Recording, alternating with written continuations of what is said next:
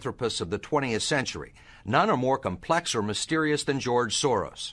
Like Carnegie, J.P. Morgan, and the Rockefellers, he amassed billions through ruthless business decisions, only to turn around and give away most of his fortune to advance his own personal philosophy. He can move world financial markets simply by voicing an opinion, or destabilize a government by buying and selling its currency. He also pledged more aid last year to help people in Russia than the U.S. government did. But now George Soros is worried. He thinks the global economy is coming apart at the seams and that the world needs to be protected from people like George Soros. We may now think that everything is fine, but the fact is that the system is broke and it needs fixing. What you're doing is asking some form of regulation to protect the world against you. Well, I am a player, and I think all players should be regulated. There have to be rules of the game. Take 81,000 to buy. Buy 48,000. Buy him 69,000 YUM. Right now, his Quantum Group hedge fund moves $14 billion of rich investors' money around the world every day, looking for profits and answering to no one. Soros makes huge bets on whole countries and economies. Last year, when he saw cracks in the Asia boom, he began selling the currency in Thailand. Traders in Hong Kong followed suit, triggering a financial crisis that plunged much of Asia into a depression. In the last 2 years, you've been blamed for financial collapse of Thailand, Malaysia, Indonesia, Japan, and Russia. All of the above. All of the above. Yeah. Are you that powerful?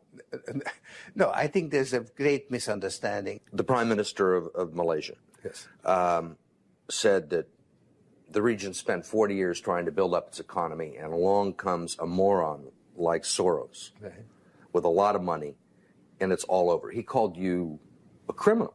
It's easier for him to blame an outside force than to admit that they were mismanaging their economy and their currency. The French finance minister talked about hanging speculators from lampposts. Soros says the Asian currencies would have collapsed even if he hadn't been in the market. They were overvalued. He says people tend to follow his lead because he's been so successful. I think that I've been blamed for everything. I am basically there to make money. I cannot and do not look at the social consequences of what I do. This man is a carnivore of the first order. Jim Grant is the editor of Grant's Interest Rate Observer and one of Wall Street's most respected analysts. He never tires of watching Soros, in part because of the huge bets he's willing to place on his hunches. He has always amazed the people he's worked with at his audacity and his willingness to back up his commitments with enormous sums of money. It causes the blood to drain from ordinary mortals' faces. Like risking $2 billion in Russia. When the Russian market began falling apart in August, Soros was the country's single largest investor. He called the U.S. Treasury and asked Uncle Sam for $7 billion to prop up the ruble. When U.S. officials failed to intervene, Soros wrote a letter to the Financial Times of London saying he thought the Russian currency should be devalued by as much as 25%.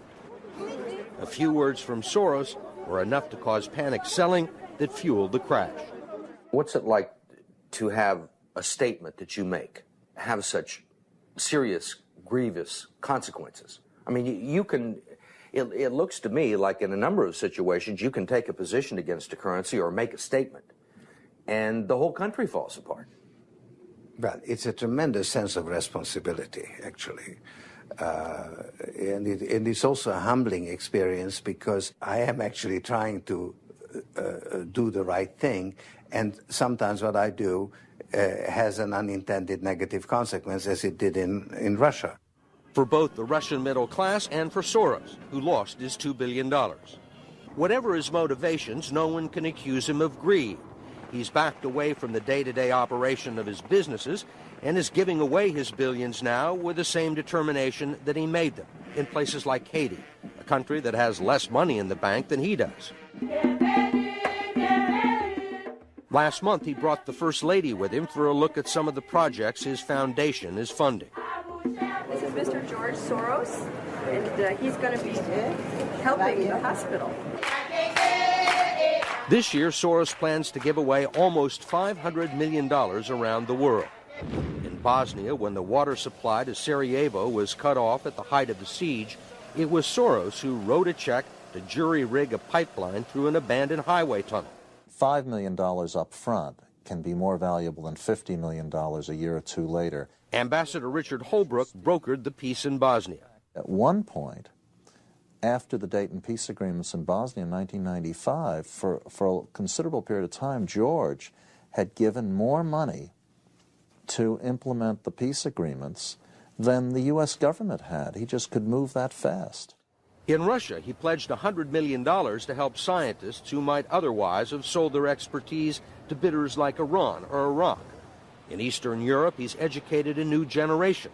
And in Ukraine, he spent millions retraining the old Soviet military. At the center of George Soros, there's an inherent contradiction. Which is?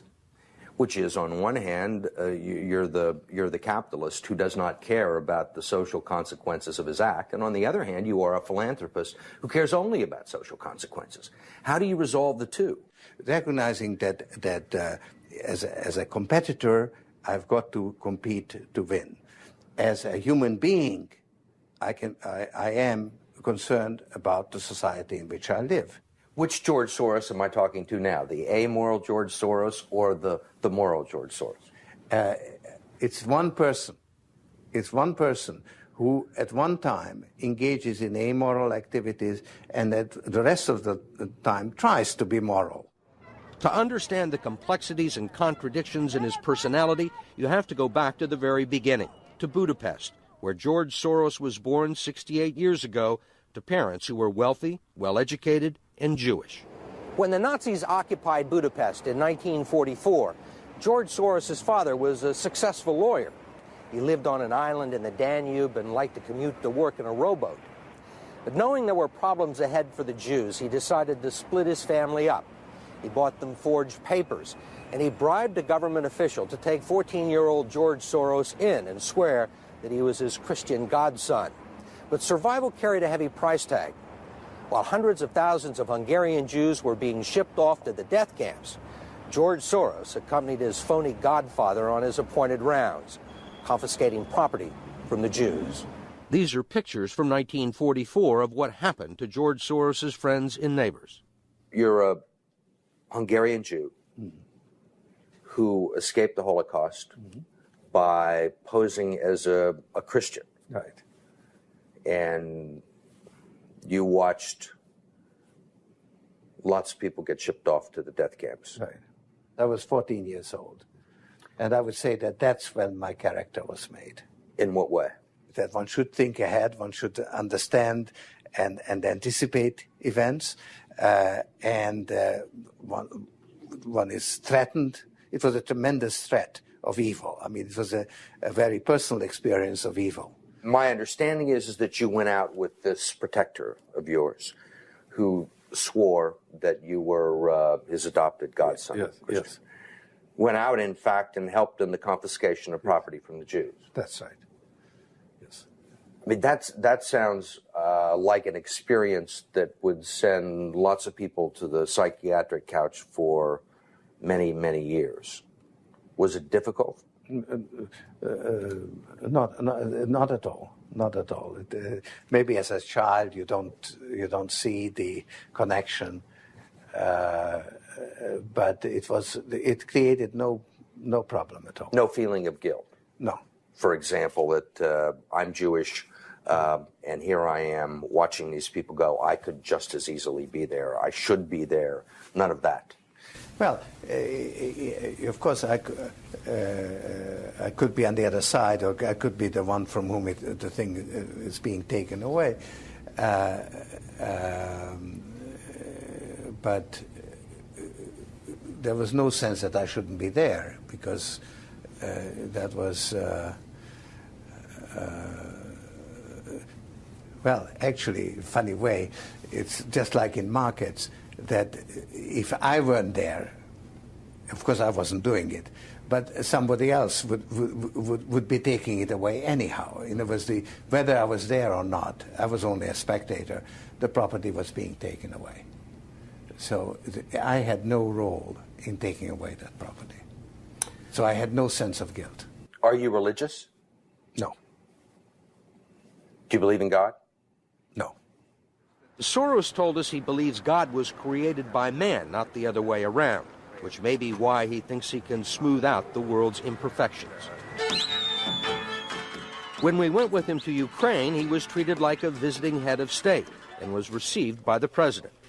Then he was received by the prime minister and finally the central bank. 20% in cash. They even allowed him to look at the books and asked him for advice. Lots of people want George Soros' advice. Most recently, South African President Nelson Mandela. Actually, President Mandela asked me, how could South Africa protect itself against speculators like you? And I told him, I wrote him a memo, trying to give him the best advice I could, how to reduce the exposure of South Africa to speculative attack. That's the old stop me before I kill again approach, right? Well, you're telling this is what you can do to stop me. Whether I or somebody else does whatever is happening in the markets, it really doesn't make any difference to the outcome. I don't feel guilty because I'm engaged in an amoral activity which is not meant to have anything to do with guilt. Part of the reason he is so rich is that the Soros hedge funds operate offshore in the Netherlands Antilles to avoid scrutiny by the Securities and Exchange Commission. So even while Soros tells Congress and the Treasury that hedge funds must be regulated to stop the global crisis, he's avoiding the rules. Why is it that that Americans can't invest in the quantum fund? It's an offshore fund. Why is that? Because the fund is not registered with the Securities and Exchange Commission.